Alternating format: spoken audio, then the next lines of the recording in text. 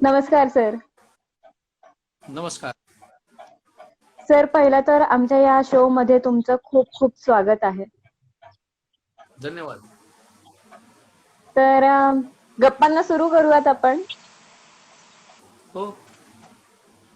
तर मला सुरुवात या गोष्टीने करायला आवडेल की इतिहास हा जो आपला शाळेमध्ये तसा आवडीचा विषय नसतो, पण आपण नंतर तो काही कालांतराने तो आवडीचा विषय होतो. पण ही जी काय आवड आहे इतिहासाची, तर ती कशी निर्माण झाली?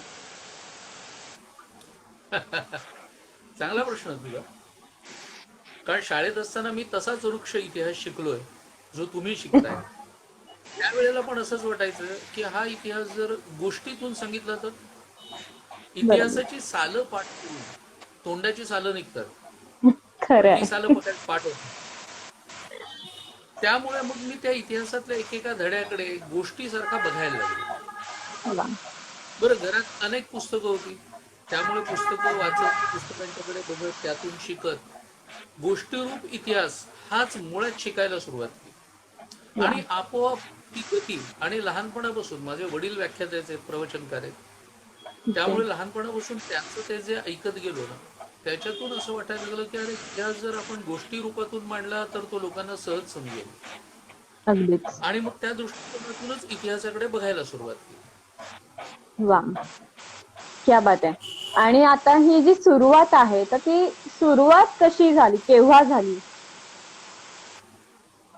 हो, तुझा जन्मही झाला नसेल कदाचित. 1983 मध्ये मी पहिल्यांदा माझं कार्यक्रम केला. तो एकदम सप्ताह केला. अच्छा. तो क्रांतिकारकांच्यावरती केला होता. वा. 57 ते सावरकर असे 7 दिवस मांडले. वा. तोपर्यंत इतकं मोठं बोलण्याचा अनुभव नव्हता खरं म्हणजे, कारण शाळेत होतो त्यावेळेला कसं 5 मिनिटाची, जास्तीत जास्त 5 मिनिटाची वक्तृत्व स्पर्धा होती. होय. पण त्यानंतर एकाएकी असं वाटलं, तेव्हा वडील मला म्हणाले की 5 मिनिटं बोलणं वेगळं असतं, 1.5 तास बोलणं वेगळं असतं, अगदी. लोकांना काहीतरी आपण खेळून ठेवणं. होय. त्यांना म्हटलं आहे माझी त्याची तयारी. मग त्यांनी विचार केला की फारसं हसू व्हायला नको, म्हणून त्यांनी येस. बांद्र्यामध्ये हनुमान मंदिर आहे, अच्छा. तर त्या हनुमान मंदिरामधलं ती मला जागा, अगदी छोटं आहे ते, 15-20 माणसं बसली तरी प्रचंड गर्दी होईल वा. इतकंच आहे. तिथे पहिल्यांदा कार्यक्रम करायला दिले. आणि मग ओके. पाहिलं तर ती जागा अपुरी पडायला लागली लोकांना. बरोबर. मग वडिलांना असं वाटतं हा काहीतरी बरा बोलत असावा, वा. आणि चालू झालं. क्या बात आहे. मला तुम्हाला शालेय जीवनाबद्दल पण विचारायला आवडेल की शाळेतले आपले जे इतिहासाचे शिक्षक असतात, जसं तुम्ही म्हणला की जो वृक्ष आपल्याला इतिहास शिकवला जातो, साला पाठ करणं वगैरे, तर त्यावेळेसचा जो काही आता नंतर जेव्हा तुम्ही आठवतात ते दिवस शाळेतले, तर ते दिवस आणि आत्ताचे दिवस कसं वाटतं, म्हणजे शाळेतले दिवस आठवताना आता? खरं सांगू, ते दिवस खूपच छान होते. कारण एक तर त्यावेळेला आम्हाला जे शिक्षक होते, मी मुळात शिवचा, धर्मप्रकाश श्रीनिवासय्या हायस्कूलचा विद्यार्थी. शिव म्हणजे सायन्स. अच्छा. 5वी ते 10वी मी तिथे काढली. त्यामध्ये ओके. आम्हाला जे शिक्षक होते, आमच्या वेळेला एक बरं होतं की शिक्षकांनी कधी हातात पुस्तक घेऊन शिकवलंय असं आठवत नाही. आम्हाला ओके. शिकवायचे ते सुद्धा सरळच येऊन शिकवायचे. मी अतिशय आळशी विद्यार्थी होतो बरं का. वा. शाळेत काही ब्राईट ब्राईट करिअर वगैरे नव्हतं, अकॅडमिक करिअर. शेवटच्या 5 नंबरात असायचो नेहमी. ओके. वा. पण ती लिहायचा भयंकर आळस होता. म्हणजे मला एकदा माझ्या शिक्षिका भेटल्या होत्या, त्या मला म्हणाल्या की तू पुढे कधी लेखक होशील असं जर मला कोणी सांगितलं असतं तर मी त्याचं डोकं फोडलं असतं. कारण वा. वा. संदर्भासहित स्पष्टीकरण 3 वाक्यात लिहायचो. एका वाक्यात उत्तरे वा. द्या, हे 3 शब्दात लिहायचो. त्याला कारण माझा आळस होता लेखनाबद्दल. वा. आणि पुढच्या काळात आता तोच माझ्या मानगुटीवर बसलाय. अगदी. ते आता लिहिली जात आहेत. पण मग ही जी लेखनाची आवड आहे, अर्थात ती शाळेमध्ये नव्हती हे आता तुमच्या बोलण्यातून कळतंय, पण लेखनाची आवड नेमकी सुरुवात कशी झाली मग? काय लिहिलं पहिलं? खरं सांगू, आवड वगैरे काही नाही, अजूनही मला नाहीये लेखनाची आवड. अजूनही तोच आळस आहे? अजूनही तोच आळस आहे. 45 वा. पुस्तकं प्रकाशित झाल्यावर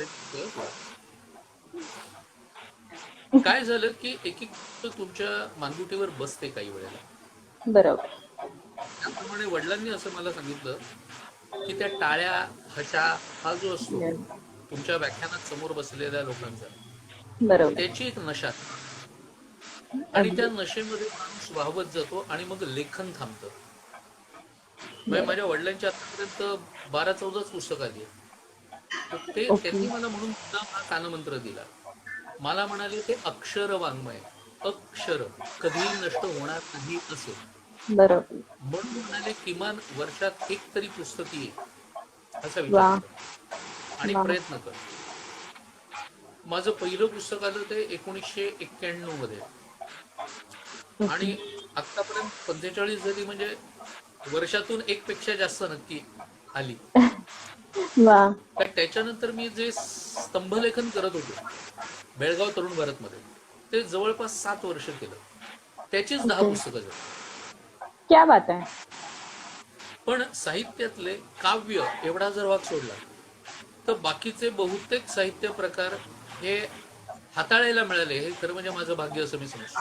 कारण वा. कादंबऱ्या लिहिल्या, ललित चरित्र लिहिली, वा. बालवाङ्मय लिहिलं, कुमार वाङ्मय लिहिलं, क्या बात. अनुवाद लिहिले, अनुवाद केले, म्हणजे धार्मिक पुस्तकं लिहिली, वा. इतिहासावर, तो तर आवडताच विषय त्यामुळे इतिहासावरती लिहिलं, वा. संकीर्ण म्हणजे लेखसंग्रह लिहिले, वा. याशिवाय संयुक्त लेखन पण केलं. क्या बात. एक दुर्गेश कुलकर्ण्यांच्या बरोबर 4 पुस्तकं आली माझी. दुसरं आमचे चिरंजीव वैद्य परीक्षित शेवडे, त्यांच्याबरोबर 2 वा. पुस्तकं लिहिली. त्यामुळे क्या बात. संयुक्त लेखन सुद्धा एक प्रयोग केला. वा वा वा. पण मग हे प्रयोग करत असताना, म्हणजे लेखनाचे जे आपण प्रयोग तुम्ही करत आहात, तर त्याच्यात अर्थात प्रत्येक पुस्तकामध्ये काही खूप वेगळं असतं आणि त्याच्या मागचा जो काही अभ्यास असतो, म्हणजे आता वर्षाला एक पुस्तक म्हणजे वर्षभर त्याच विषयाचा आपल्याला अभ्यास करायचा आहे, तर कधी कंटाळा किंवा आपण जो काही आळस आपण म्हणतो, आळस कधी आला का? ते उतरवायचा येतो, अजूनही येतो. मी लिहित नाही ना, त्यामुळे हे वा. सोपं टाईप. झालंय आता.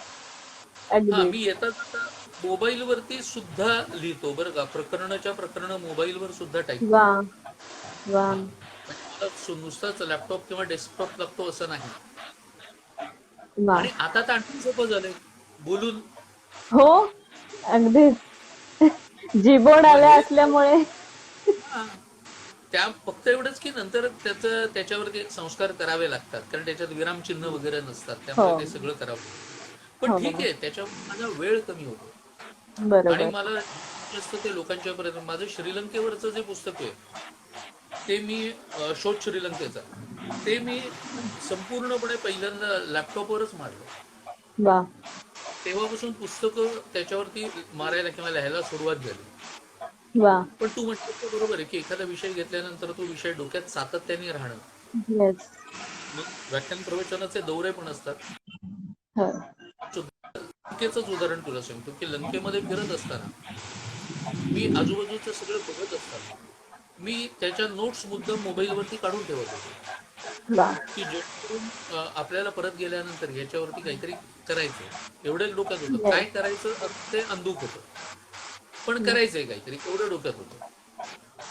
अशा वेळेला फेसबुक सुद्धा कामाला येतं, हो. कारण फेसबुकवरती मी टाकत राहिलो त्याच्या पोस्ट, ज्या मला येस. पुढे परत आल्यानंतर उपयोगी पडल्या ना. बरोबर. अभ्यास केलाय, बघतोय, ज्यांच्याशी बोलतोय, ते तो जो सगळा भाग आहे ना, तो आपल्या नंतर उपयोगी पडतो. फक्त तो अगदी. कसा उपयोगात आणायचा याचा विचार आपण करायचा आणि आपण बरोबर. नेमकं काय लिहितो. आज होतं कसं की मला तरुणांच्या भाषेत मी लिहितो, हो. त्यामुळे माझे लेखक सुद्धा जास्तीत जास्त का जातात, कारण मी तरुणांच्या भाषेत लिहितो. माझं म्हणणं त्या बरोबर. आजच्या पिढीच्या बरोबर तुम्ही कनेक्ट व्हा. अगदीच. त्यांना उपदेश करत बसण्यापेक्षा ते उलट तुमची पिढी ही आमच्या पिढीपेक्षा हुशार आहे असं माझं म्हणणं आहे. कारण तुम्ही संगणक युगात जन्माला आलाय. हम्म. फरक इतकंच की या हुशारीला जर एक योग्य दिशा मिळाली बरोबर.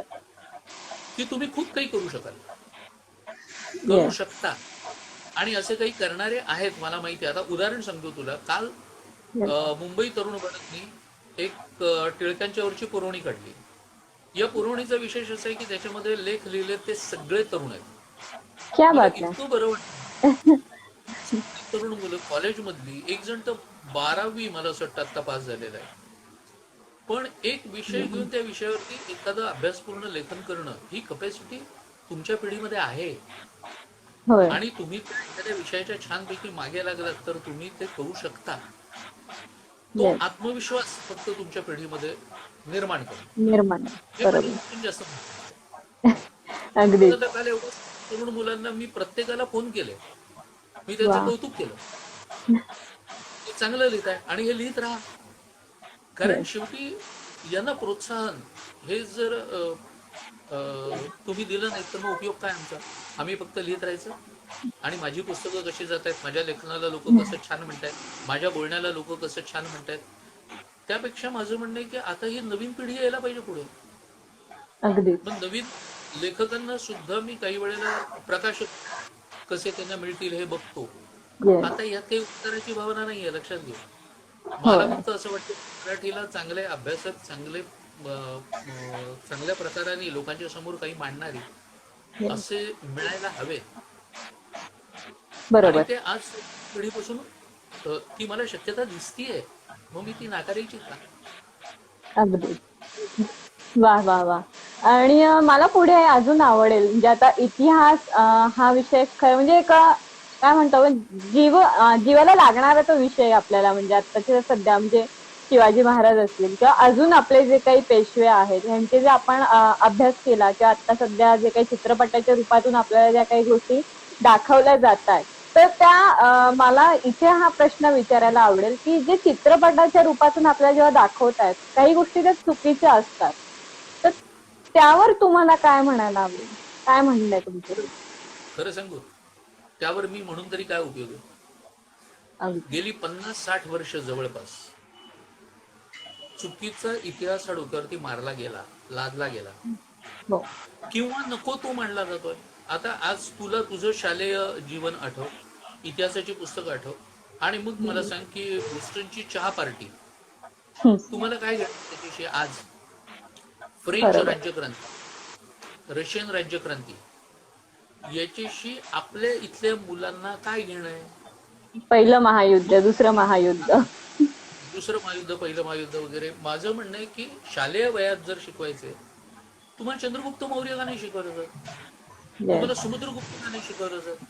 अगदी. तुम्हाला ब्रिटिश एरा, मुघल एरा आणि त्याच्यानंतर डायरेक्ट इंडिपेंडन्स हाच भाग का शिकवला जातो?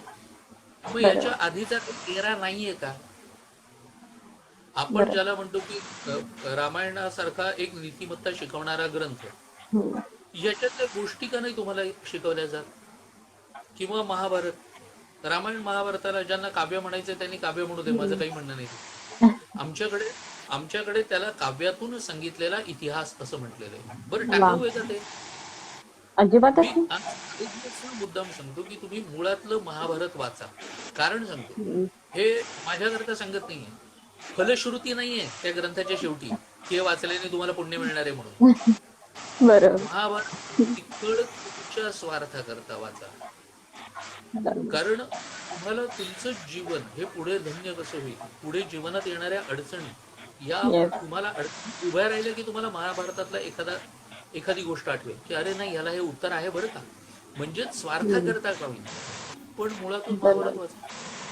तुमचा प्रॉब्लेम काय होतो की तुम्ही वाचता त्या कादंबऱ्या वाचता. हो. मला कादंबऱ्याही वाचायला माझा हे नाहीये, विरोध नाही. पण माझं म्हणणं, आधी मूळ वाचा ना, फाउंडेशन येस. तयार होतो. तुमचा पाया जर तयार नसेल तर मग तुम्ही त्याच्यावरच्या कादंबऱ्या वाचून उपयोग शून्य. अगदी. पाया बघतो, मग काही वाचा, काय फरक पडतोय? वा. या दृष्टिकोनातून जर इतिहासाकडे पाहिलं, आणि इतिहास जर असा शालेय जीवनामध्ये सुद्धा इतिहासाची गोडी लागावी असं वाटावं, की इतिहासापासून दूर कधी एकदा नको तो विषय असं. आता इतिहासाची अवस्था ती आहे. आम्हाला शिवाजी महाराजांच्या गोष्टी नाही का शालेय जीवनामध्ये शिकवता येऊ शकत. एक माणूस काय स्वप्न बघतो आणि ते खरं कसं करून दाखवतो हे येस. मुलांना भविष्यासाठी उपयोगी नाहीये का? पाच पाच येस. पादशाह्यांनी वेठलेलं जेव्हा राज्य आहे त्यावेळेला एक मुलगा हा त्याने जर तीच इनामदारी वगैरे स्वतःची जर भोगत बसला असता तर काय हरकत होती. पण नाही, वेगळं अगदी. स्वप्न बघतो तो. शिवाजी महाराज होतो येस. रत्नागिरी. ही जी आतलं स्फुल्लिंग आहे, हो. आपला विकास आपण कसा करायचा असतो हे शिवचरित्रातून आपल्याला दिसतं. शिवरायांचे बरोबर. आठवावे, शिवरायांचा आठवावा प्रताप हे नुसतं म्हणायचं नसतं. हे जर मुलांना शिकवलं तर बरोबर. क्रांतिकारक सशस्त्र क्रांती झाल्याशिवाय येस. जगामध्ये कोणत्याही देशाला स्वातंत्र्य नाही मिळालेलं. मग आमच्याकडे का नाही सशस्त्र क्रांतिकारकांचा इतिहास शिकवला जात? बरोबर आहे. शिकायचे सगळे तुम्ही मार्ग शिकवा ना. माझा सत्याग्रह शिकवू नका असं मुळीच म्हणणं नाही, असहकारिता शिकवू नका असं मुळीच म्हणणं नाहीये, पण त्याच्याच जोडीने सशस्त्र का नाही शिकवत? बरोबर त्याला आहे. तुम्ही दुर्लभाव का देता किंवा ते गाळूनच टाकायचं हे का? आज ना उद्या ह्या तुमच्या वयोगटातल्याच तरुणांच्याकडून देशाला, लष्कराला मुलं मिळणार आहेत ना. बरोबर. मग हे ठेवायला अगदीच जडण बरोबर. व्हायला पाहिजे. Yes sir.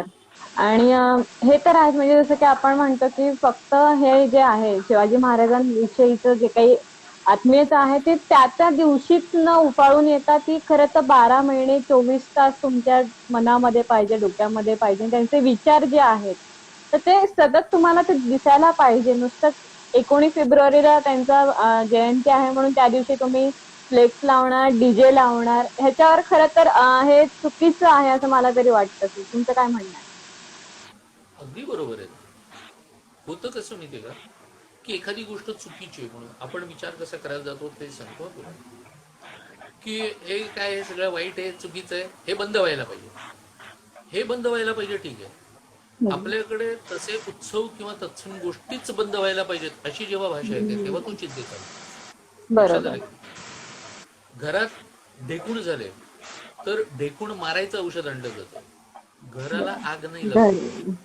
अगदी. हे लक्षात घेतलं पाहिजे. वा. त्यामुळे ही प्रेरणा आतून केव्हा येईल?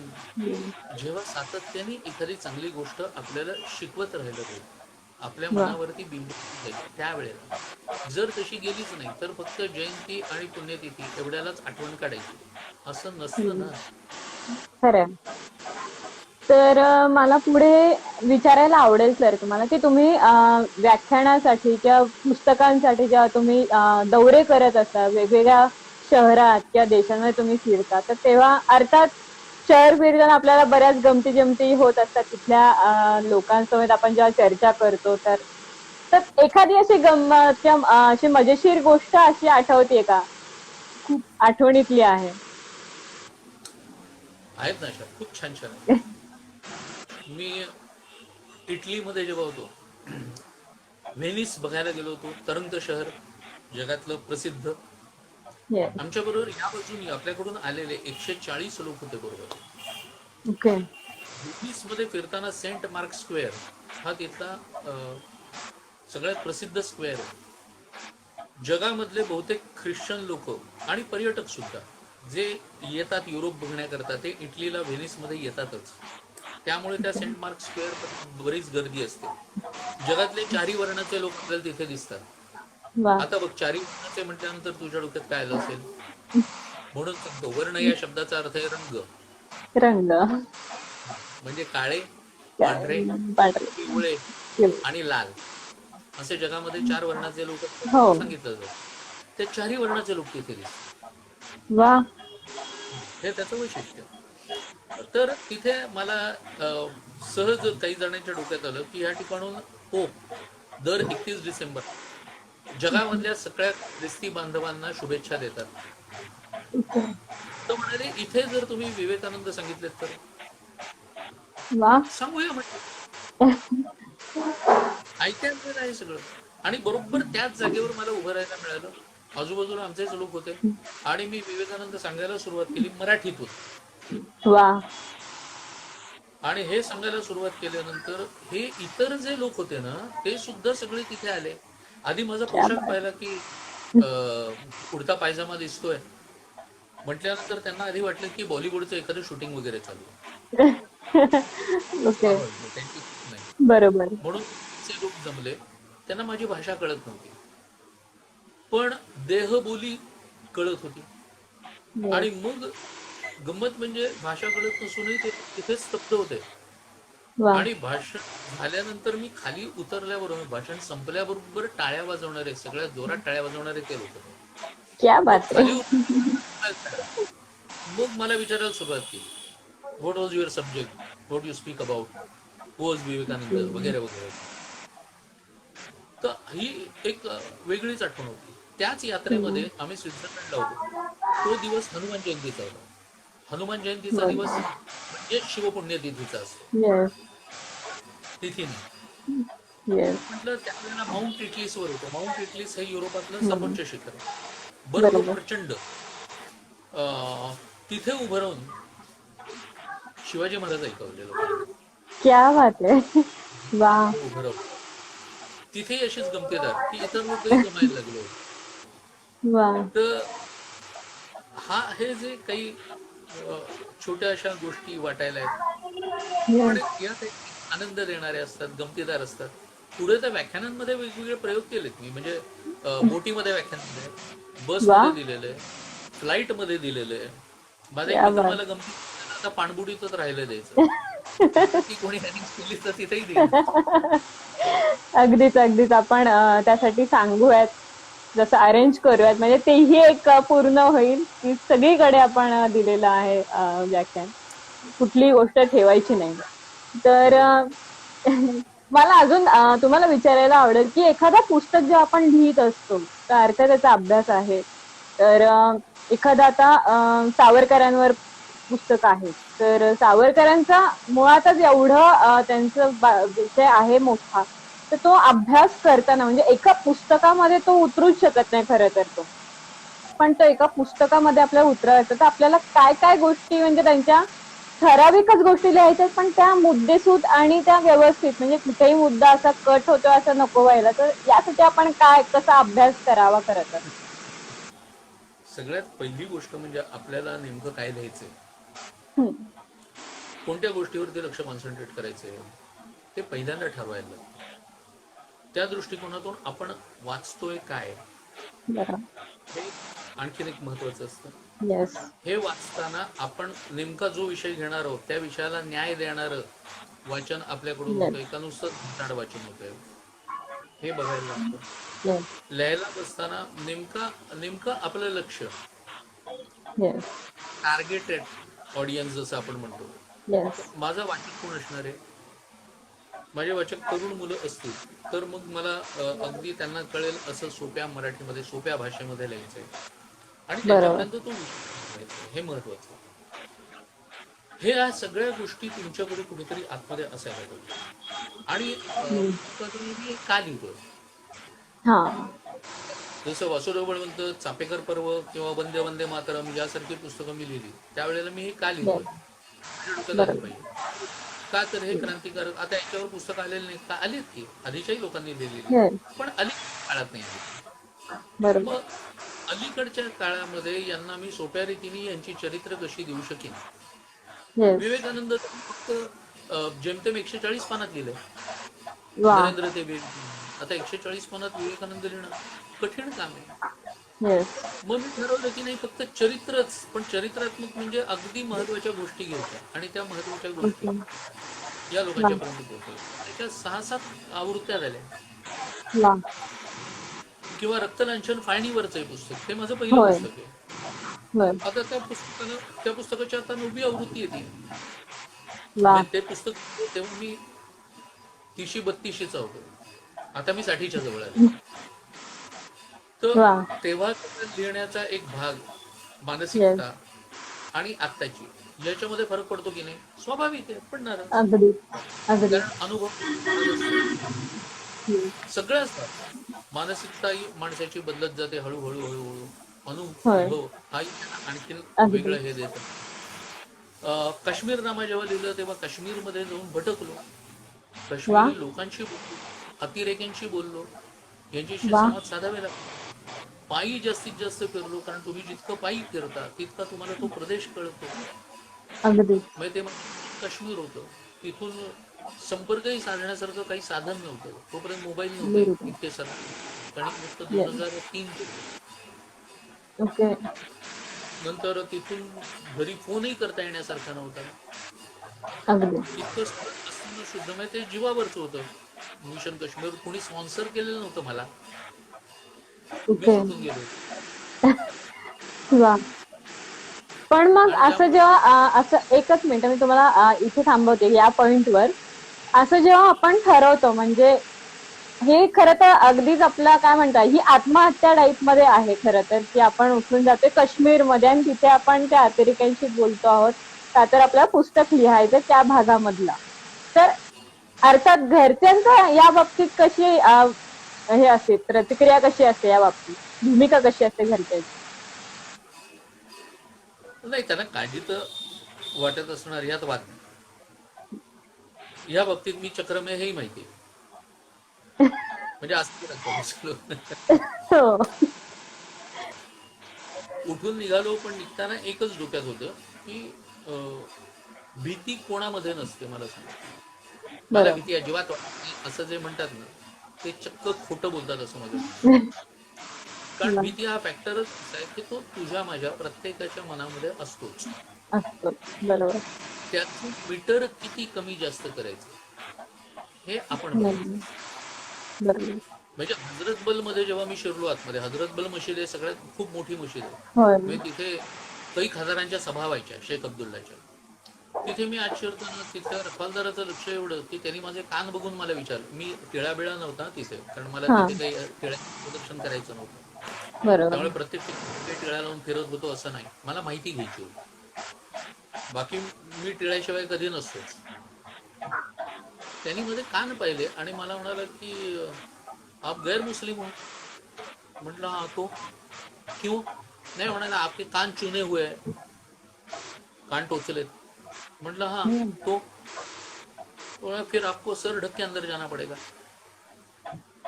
म्हटलं क्यों. तो बस आपको सर ढक के अंदर जाना पड़ेगा. मतलब मेरा मजहब नहीं, मैं तो ऐसे ही जाऊंगा. तो मला म्हणाला फिर कुछ भी हो सकता है. म्हणते देखो भैया क्या होगा, ज्यादा से ज्यादा एक आध गोली आएगी और मैं मरूंगा, इससे और बुरा क्या होता है. माझ्याकडे अशा नजरेने पाहिलं की सरफिरा आहे. ठीक आहे फिर जाओ म्हणा. आतमध्ये गेलो, जाऊन सगळीकडे फिरून आलो, पण तो सिक्स सेन्स असतो तुमचा, तो सतत आतमध्ये कुठेतरी जाणव देत होता की तुझ्यावर लक्ष आहे कोणाचं. तर ठीक आहे ना, हाही एक अनुभव असतो. बरोबर. काश्मीर त्यावरती. युनिव्हर्सिटीमध्ये गेलो, तिथल्या प्राध्यापकांशी बोलायला, तेव्हा मला कळलं की ह्या सगळ्यांचे ब्रेनवॉश कसे झालेले आहेत. जे लोक मला बरोबर. 47 सालीच ऍक्सिडेंट झाले वगैरे सांगायला लागले. हो. आपली घटना कधी अस्तित्वात आली 50 मध्ये, आर्टिकल 50. 370 आलं, त्याच्यामध्ये आलंय. हे मला ही गोष्ट 1947 म्हणून सांगायला लागेल. इतका ब्रेनवॉश झालेला लक्षात घ्या. ओके. वा. म्हणजे हा जो अनुभव आहे काश्मीरचा, तो खरंच म्हणजे खूप वेगळा आणि खूपच समोर त्याला थोडस घाबरून सोडणार आहे, म्हणजे जे प्रत्यक्षात तुम्ही अनुभवलेलं आहे. पण जेव्हा हो. तुम्ही जो अनुभव आम्हाला आता सांगताय म्हणजे ते एक मिनिटं का होईना पण ते घाबरून सोडणारा तो अनुभव आहे. त्यात पुस्तकामध्ये तर म्हणजे भयंकरच, म्हणजे ते वाचणं आहेत, आता ते वाचायचंच आहे ते पुस्तक, आता त्या ह्याच्यानेच आहे. मला पुढे अजून विचारायला आवडेल की एवढी 45 पुस्तकं लिहिली आहेत, त्यातलं एक पुस्तक असं कुठलंय की ज्याला अभ्यास करताना अगदीच कमालीचा होता तो म्हणजे अनुभव, असं कुठलंय? नाही सांगता येत असं. ओके. पण मग सगळीच असा पुस्तकं कुठला आवडली आहेत. विषय की जो राहिला अजूनही लिहायचा राहिला, खूप. त्यातल्या हात त्यात दोनच आहेत. एखादा, त्यातल्या त्यात एखादा की लिहायचंच आता ह्याच्या पुढे मी ह्याच्यावरच काम करणार आहे, असं कुठलं? नाही, असं नाही होत खरं सांगू. मी एका बाजूला माझं रामायणावर काम चालू आहे, ओके. गेली 1.5-2 वर्ष चालू आहे. कदाचित ओके. पुढे आणखी 2 वर्ष चालू राहिले. पुण्याहून ओके. निघणाऱ्या प्रसाद पुस्तकामध्ये ते दर महिन्याला क्रमशः अपरिचित रामायण या टायटलनी प्रकाशित होते. मला माहिती आहे की ते रामायणावरचं काम आहे, त्यामुळे ते असं सहज सोपं असं नाही. पण बरोबर. मग त्याच्या मध्ये मध्ये सुद्धा माझी इतर पुस्तकं येत आहेत. म्हणजे आता 2 बर. पुस्तकं हातावेळी काढली आहेत. त्यातलं एक डावी विषवल्ली नावाचा अनुवाद आहे, वा. जो जगामध्ये लेफ्टिस्टचा असलेला इतिहास, त्यांनी काय काय केलंय जगामध्ये ते ओके. सगळं त्याचा अनुवाद आहे. विषयीला वामपंथ नावाचं एक पुस्तक आहे, त्याचा केलेला अनुवाद आहे. तर वा. तो आत्ता प्रकाशित या मला असं वाटतं 15 एक दिवसातच तो प्रकाशित होईल. आणि क्या बात. परशुराम चरित्र हे वा. पण घेऊन झालंय, ते पुण्याच्या गंधर्ववेद प्रकाशनाकडे गेलेलं आहे, तेही प्रकाशित होईल. तर ही वा. अधूनमधून पुस्तकं काही काही निघत राहतात. काही लोकरेट्यामुळे सुद्धा, आता लोक काही वेळेला एखादा विषय सुचवतात की नाही सर याच्यावर तुमचं पुस्तक यायला पाहिजे, कारण ते लोकांपर्यंत जायला पाहिजे. म्हटलं सगळं मान्य, पण मी मग आजकाल विचार असा करतो की मी एकटा काही सगळीकडे पुरा पडवू शकत नाही. मग मी बरोबर. तुला जे सुरुवातीला बोललो ना की मी काही तरुण मुलांना मग हो. प्रोत्साहित करतो. मग मी त्यांना सांगतो हा विषय तू घे, या वा. विषयावर तुझं पुस्तक आहे. वा. बरं, तरुणांच्याकडे ऊर्जा आहे, वय आहे, हो. हे 2 त्यांच्याकडे असलेले सगळ्यात महत्वाचे आहेत. बरोबर. मुलं ज्या वेळेला एखाद्या विषयाच्या मागे झपाटून अभ्यास करतील आणि एखादं पुस्तक लिहितील, त्यावेळेला ते किती आणखीन चांगलं होईल, येस. लोकांच्या पर्यंत ते पोहोचेल. या मुलांना एक आत्मविश्वास, आपण लेखक होऊ शकतो हा सुद्धा मिळतो. माझ्या दृष्टीने खूप महत्वाचं आहे. बरोबर, अगदीच बरोबर. मला अजून एक म्हणजे आपण एवढे आपल्या भारतामध्ये एवढे क्रांतीवीर होऊन गेले, म्हणजे ज्यांनी अगदी 1800 पासून ज्यांनी लढा दिला, म्हणजे उमाजी नाईक पासून ते अगदी भगतसिंग पर्यंतचे जे काही जेवढे क्रांतीवीर होऊन गेले, त्यातली जी आपली वीरांगना आहे झाशीची राणी, तर तिचे तर जन्माविषयीचे भरपूर असे घोळ आहेत की तिचे तारखांचा घोळ आहे, तिच्याविषयीचा घोळ आहे की तिने अगदी लहानपणापासून, म्हणजे आमच्या लहानपणापासून थोडी चुकीची माहिती पोहोचवली जाते की तिने अगदी लहान मुलाला, तान्ह्या बाळाला घोड्यावर बसून ती लढली आहे. तर हा जो काही चुकीचे गुण आहे तर हे आतापर्यंत आले. तर म्हणजे मी थोडीशी माझीच माहिती आहे की मी सुद्धा थोडंसं तिचा अभ्यास करून मग एक नाटक लिहिलं आणि ह्या ज्या काही चुकीच्या गोष्टी आहेत त्या खोडून काढण्याचा थोडासा प्रयत्न केला. तरी सुद्धा मला ज्या समोरून प्रेक्षक म्हणतात की नाही हे तुम्ही चुकीचं दाखवताय, तर याबद्दल तुम्ही काय म्हणाल? कसं येईल माहिती का, आपला अभ्यास जेव्हा पक्का असतो. आता राणीच्या जन्मवर्षाच्या बद्दल घोळ आहेच, खरं म्हणजे असायला नको, पण आहे दुर्दैवाने. त्याबद्दल एक ॲडव्होकेट विवेक तांबे हे बदलापूरला राहतात, ते त्याबद्दल कोर्टातही आता गेलेले की हे सगळीकडे एक तर एका प्रकाराने, कारण ते मनमालिका नावाचा पिक्चर आला होता, त्याच्यामध्ये चुकीची तारीख दाखवली होती. पण कसे माहिती का, हे घोळ होत राहतात. माझं की तुला आता लिहायचं होतं म्हणून तुला प्रश्न आला, हे मान्य आहे मला. और अदरवाईज माझं म्हणणं असं असतं की जसं शिवाजी महाराजांच्या जन्माबद्दल होतं की नाही, 1627 ते 30, माझं म्हणणं तुमच्या माझ्यासारखे जे सर्वसामान्य वाचक आहेत यांच्या दृष्टीने आपण अभ्यास करताना किंवा वाचताना वर्ष महत्वाचं आहे की कर्तृत्व महत्वाचं आहे? बरोबर. तुम्ही एकदा वर्षाच्या घोळामध्ये जे अभ्यासक आहेत ना त्यांना अडकवतो ते लोकांच्या समोर, कारण ते महत्वाचं आहेच. पण होतं काय, आपण तेवढंच महत्वाचं असल्यासारखं करतो आणि मग आपण पुढे कर्तृत्वामध्ये जातच नाही, असं काहीतरी होतं. अगदीच. मला कर्तृत्व काय आहे आणि त्याच्यापासून शिवचरित्रापासून मी प्रेरणा काय घ्यायची, हे जर मला अधिकाधिक तरुणांच्या पर्यंत पोहोचवायचं असेल तर मी त्या पुढच्या चरित्राचा विचार करणं हे जास्त महत्वाचं. अलगद इतिहास करायला नको, यात वाद नाही, पण साकल्याने सगळे इतिहासाचे संशोधनाचे जी कागदपत्र असतात ती सतत चालणारी प्रोसेस आहे. अगदी या प्रोसेसमध्ये संशोधक जे करतायत, आपण जे संशोधक, माझी इतिहासावरची इतकी पुस्तकं आहेत पण तरी मी इतिहास संशोधक नाही म्हणत स्वतःला, मी इतिहासाचा, पण संशोधनाला बसून एक विषय घेतला तर माझा जन्म पूर्ण होईल. बरोबर. अगदी इतकं मोठं ते काम आहे. होय. त्यामुळे मी अभ्यासक असं म्हणतो. पण एक प्रेक्षक म्हणून मला एक विचारायला तुम्हाला आवडेल, की जेव्हा आपण इतिहासाविषयीचे चित्रपट आपण जेव्हा बघतो, म्हणजे आता जर बाजीराव मस्तानी असेल किंवा पद्मावत असेल, ह्यांच्याबद्दलची मला माहिती नाहीये, पण जेव्हा आपल्याला एका पिक्चरच्या चित्रपटाच्या स्वरूपात जेव्हा आपल्याला दाखवलं जातं, तर आपण तेच खरं मानून पुढे जातो. आपण तसदी घेत नाही की आपण त्यांच्याविषयी वाचलं पाहिजे, त्यांच्याविषयी अजून काहीतरी विचार केला पाहिजे, कुठे कुठे काय काय गोष्टी मिळतात हे पाहायला पाहिजे. तर याबद्दल प्रेक्षकांना तुम्ही काय सांगाल? अगदी बरोबर. माझं तेच म्हणणं आहे की तुम्ही ज्या वेळेला असे चित्रपट बघता ना, चित्रपट बघायला जाताना आपण चित्रपटाबरोबर वाहून नाही जायचे. कारण बरोबर. हे जे चित्रपट असे जे येतात ना, ते बघून त्रास होतो. म्हणून मी हो. अशाच्या वाटेलाही जातो. आपल्याकडे दोन लोक आहेत हो. की एक जण विरोध करणारे म्हणून ते रस्त्यावर येऊन आम्ही अगदी राडा करतो, अमुक करतो वगैरे हो. वगैरे. दुसरे त्यांच्या समर्थना करता येणार. बरोबर. आता हे दोन्ही रस्त्यावर येऊन करण्यापेक्षा ज्यांना जे काही चुकीचं वाटत असेल ते त्याकरता नको का नाही जात. म्हणजे याचा बरोबर. अर्थ दोन्ही पक्ष जे रस्त्यावर येतात त्यांच्या पुढे त्या कलाकृतीबद्दलचे आक्षेप आहेत का आपल्याला प्रसिद्धी कशी मिळेल याचं बघणं आहे? अच्छा. बरोबर. अगदी. नेमकं काय याबद्दल विचार व्हायला पाहिजे की नाही. हो.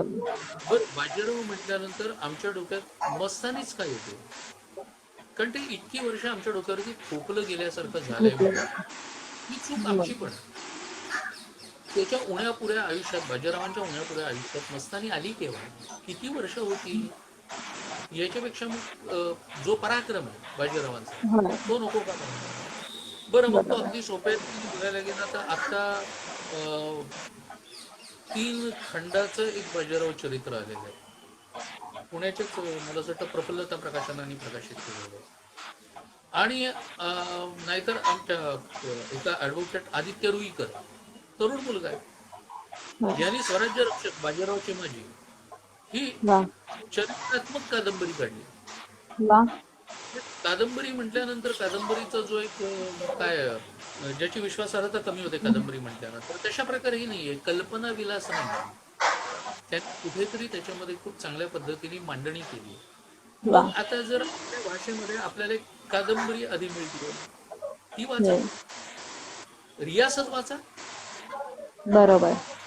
म्हणजे इतिहासावरची, मला बाजीराव म्हटल्यानंतर बाजीरावांच्या वरची काही पुस्तकं वाचायची आहेत असं जर म्हटलं तर आम्ही ते त्याची का नाही वाचत. बरं, तरुण मुलांसाठी इतिहासाच्या पाऊलखुणा या नावाने 3 हम्म. पुस्तकं आली, ज्यात होय. सगळी तरुण मुलं आहेत.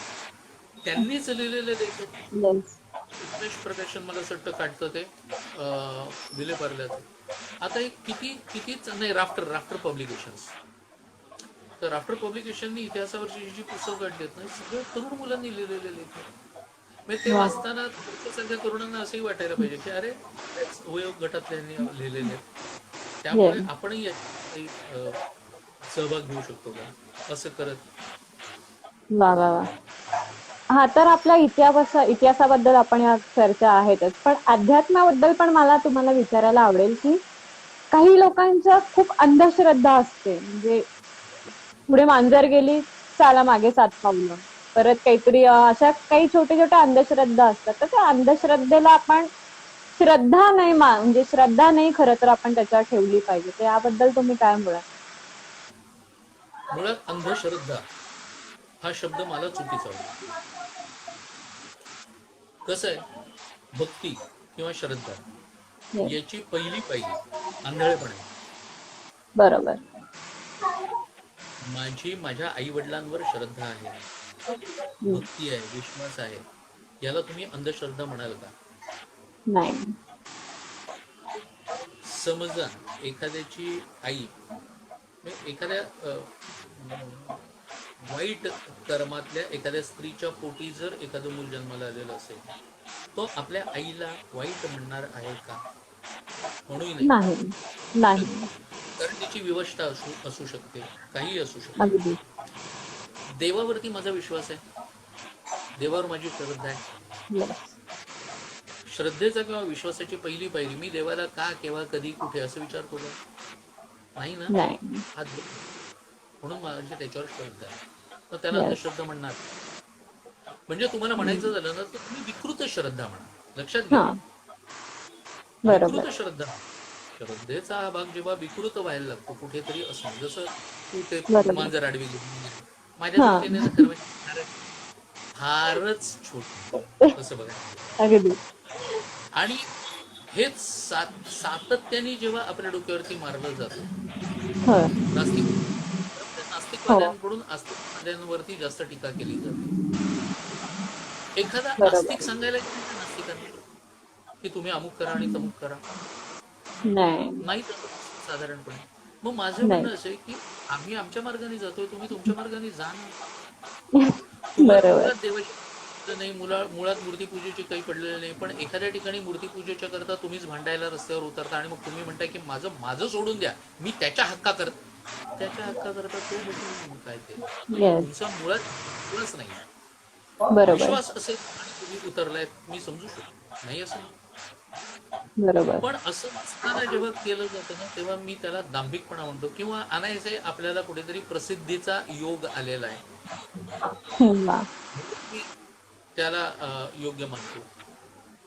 वा. वा. नाहीतर एखाद्या उत्सव किंवा तत्सम गोष्टीची 5 रुपयाची देणगीची पावती फाडायची नाही, पण तिथे कोणत्या तरी कारणाने निषेधाला जाऊन बसायचं, हे कसलं लक्षण आहे?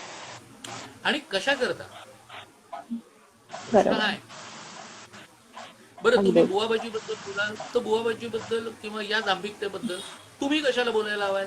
ज्यांचा विश्वास नाही त्यांनी, जे अगदी. धार्मिक क्षेत्रातले ते बोलतातच. आम्ही बरोबर. या गोष्टीचा बरं, हा वसा आम्हाला तुकोबांनी दिलाय, हा वसा बरोबर. आम्हाला सगळी दिलाय, कारण त्यांनी अशा गोष्टीवरती प्रहार केले.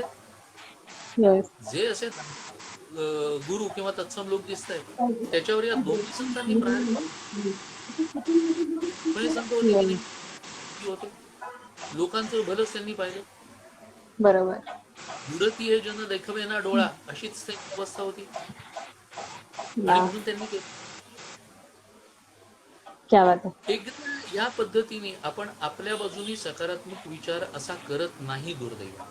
आज गेल्या 60-70 येस. वर्षात काय झालं, आपल्याकडे पुरोगामी म्हणवणाऱ्या लोकांनी किंवा डाव्यांनी एक काही नॅरेटिव्ह सेट केली. आपण विचार सुद्धा त्यांनी ठरवलेल्या नॅरेटिव्ह प्रमाणे करायला लागलोय आजकाल. का? बरोबर. योग्य अयोग्यतेचा निर्णय कोणीतरी म्हणते, कोणीतरी काही अगदी शेवटेही काही सांगतायत म्हणून नका करू, असं माझं म्हणणं आहे. आपण योग्य अयोग्य ठरवा ना, आपण विचार करा. येस. अभ्यासे प्रगट व्हावे नाही तरी झाकोनी असावे, असं का म्हणतात? वा. मीही लक्षात घेऊ, म्हणजे याचं उत्तर मिळेल. बरोबर. पण विकृत असतील तिथे त्या वाईट किंवा त्याज्य ह्यात वाद नाही. म्हणजे तुझ्या प्रश्नाचं एवढं एका वाक्यात उत्तर असतं खरं म्हणजे, विकृत कोणी त्यांना प्रश्न घालणार नाही. खरंय. इथे आपल्याला कुणाल महाशब्द यांनी सांगितलंय की आद्य शंकराचार्य बद्दल त्यांना ऐकायचं आहे थोडस. अगं, एक सेशन होईल.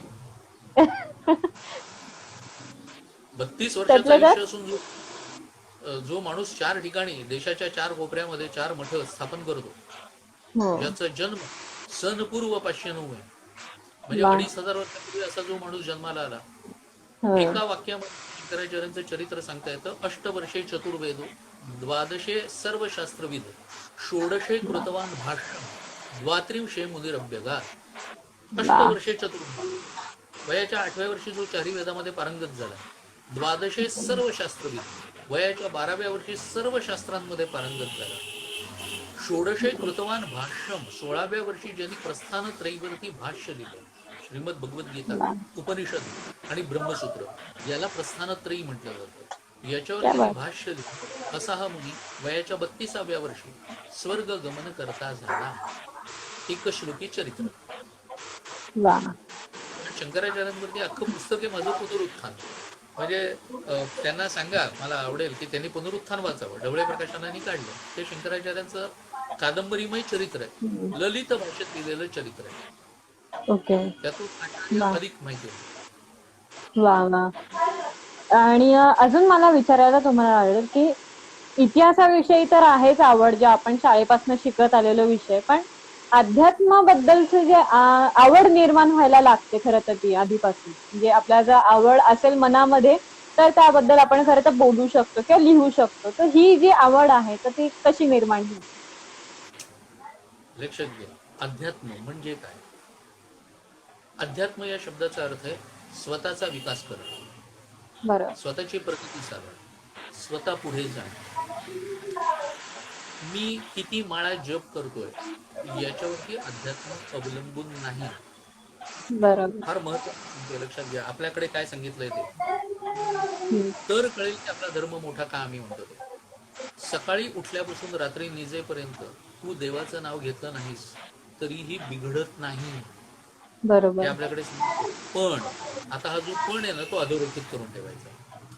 पण ओके. मी सकाळी उठल्यापासून रात्री निजेपर्यंत जे काम करतोय किंवा करतीये ते भगवंताचं आहे किंवा देवाचं आहे असा विश्वास ठेवून केला जातो. आता लक्षात ठेव, देवाचा आहे असा विश्वास का? कारण मी ते प्रामाणिकपणे आपोआप करीन ना, बरोबर आहे. अगदीच. त्यात खोटेपणा येणार नाही ना. बरोबर. मग ते देव असं समजून जेव्हा मी केलं जाईल ना त्यालाच खरं अध्यात्म म्हणतात. वा वा मी वा. दिवसभर 10 माळा जप केल्या आणि मी कोणाचं तरी वाईट होईल म्हणून इच्छा करत बसणं याला अध्यात्म म्हणता येईल का? नव्हे. माझ्या तोंडामध्ये जर सातत्याने शिव्या असतील तर तिथे देवाकडे बसतो वगैरे तुमच्याकडे वगैरे बाबा करून मी म्हणणं आणि भजन हे अध्यात्म. नाहीच नाहीच, हास्य अगदीच नाही. असतील अशी उद्धट वगैरे सगळं आम्हाला मान्य आहे, पण याच्या मागचं तारतम्य हा जो भाग आहे हे येस. तारतम्य समजून घेतलं पाहिजे. तर आपल्याला नीट समजेल अध्यात्म कशाला म्हणतात. आणि म्हणून अध्यात्म वगैरे तर सोडून दिलं, तुमच्यासारख्या म्हणजे तरुण मुलांनी पहिल्यांदा मनोबोध वाचावा असं आम्ही सांगतो. कारण मनोबोध म्हणजे बरोबर. मनाचे शोध हो. हा खरं म्हणजे तरुणांसाठी लिहिलेला ग्रंथ आहे. दासबोध तरुणांसाठी लिहिलेला ग्रंथ आहे. होय. प्रॉब्लेम असा होतो की मनोबोध आणि दासबोध तरुण मंडळी विचार करतात की म्हातारपणी वाचायचे ग्रंथ आहे. त्यांना असं वाटतं की देवातच सगळं असणार ह्याच्यात, कारण पाहिलेलं नसतं. किती हो. पाहिलेलं नसतं. एक तर होतं दासबोध मराठीत कुठे मिळेल म्हणून. हम्म. काय दासबोध मराठीतच आहे ना? हो, मराठीतच आहे ते. मराठीतच आहे. हो, ऐकलंय. मी वाचलं नाही. खरं सांगेन, मी वाचलं नाही, पण मी ऐकलं आहे ते. अहो तो मराठीतच आहे. तर काय सांगताय म्हणे तो तर संस्कृत मध्ये. म्हटलं अहो जो ग्रंथ कधी उघडूनच पाहिला नाही तो बिंदास ठोकून देत आहे म्हटलं संस्कृत मध्ये आहे म्हणून. रामदास संस्कृत शिकले होते. उत्तम लक्षणं, उत्तम पुरुष लक्षणं, मूर्ख लक्षणं, ही सगळी लक्षणं आहेत ना ही आपल्याला पर्सनॅलिटी डेव्हलपमेंट करता उपयोगी पडणारी आहे. बरोबर. एवढ्या कारणाकरता ते वाचावं. पण होतं काय, तरुण मंडळी म्हणतात म्हातारं झाल्यानंतर हे वाचावं.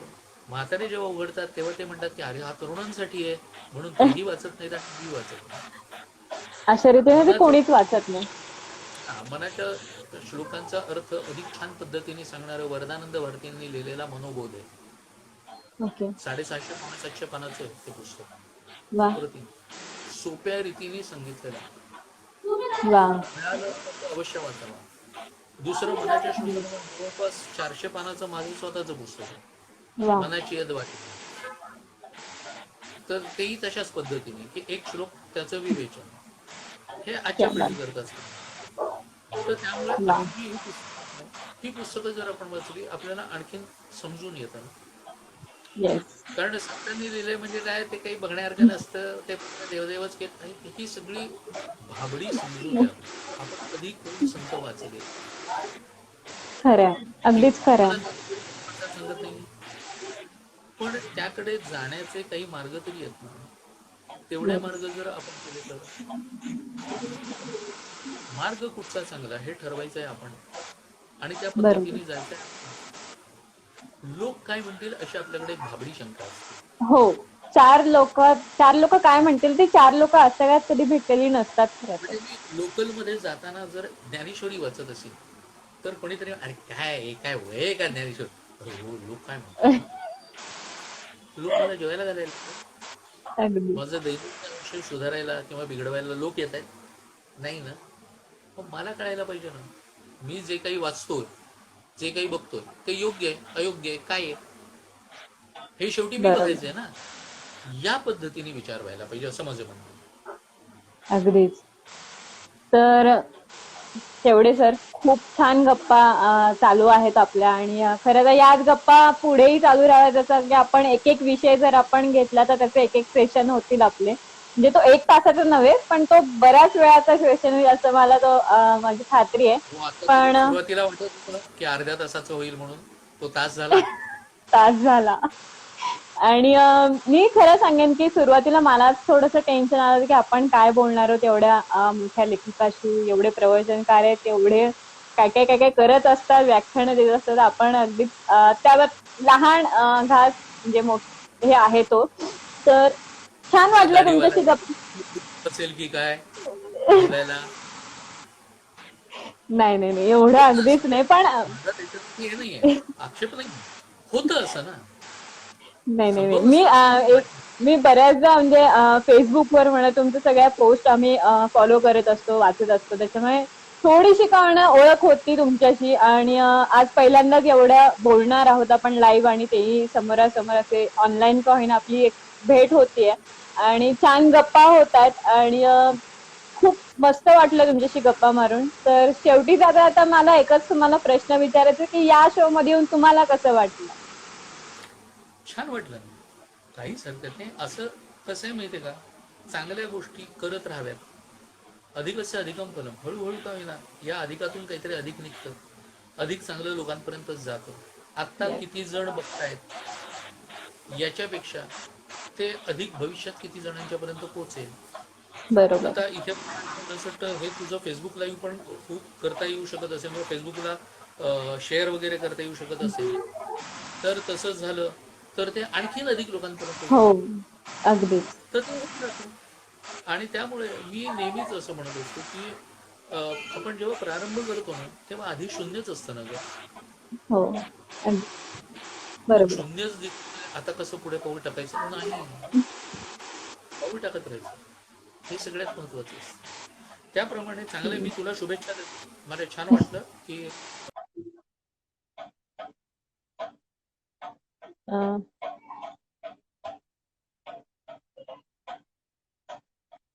थोडासा नेटवर्क इश्यू आहे. बरं वाटलं की तुझ्यासारखी एखादी तरुण मुलगी चांगल्या पद्धतीने व्यक्त होतीये, चांगले प्रश्न विचारतीये, सहजपणे विचारतीये, आणि छान गप्पा मारल्यासारखं असं आपलं बोलणं झालं. छान वाटतंय, वा सर. त्याबद्दल तुलाही धन्यवाद देतो. हो, आणि तुमचेच धन्यवाद की तुम्ही आम्हाला वेळात वेळ काढून आम्हाला छान असं गोष्टी सांगितल्या. आणि मला वाटतं की तुम्हाला या गप्पा आवडल्या असतील, आणि असेच आम्हाला पुढे सुद्धा तुम्ही मार्गदर्शन करत राहावं आमच्या या तरुण पिढीला. नक्की. Yes sir, thank you. तुम्ही आमच्या बरोबर आज जॉईन झालात आणि एवढ्या छान गप्पा झाल्या आपल्या. पुन्हा भेटूयात आपण असेच. तुमचे वेगवेगळे अनुभव आम्हाला इथे सांगता येतील आपल्या या प्रेक्षकांना. तर तुमच्या पुढचे जेवढे काही दौरे असणार आहेत किंवा तुमचे जेवढे उपक्रम आहेत त्यांना आमच्याकडनं थोड्याशा छोट्याशा शुभेच्छा सर. अगदी छान. धन्यवाद सर.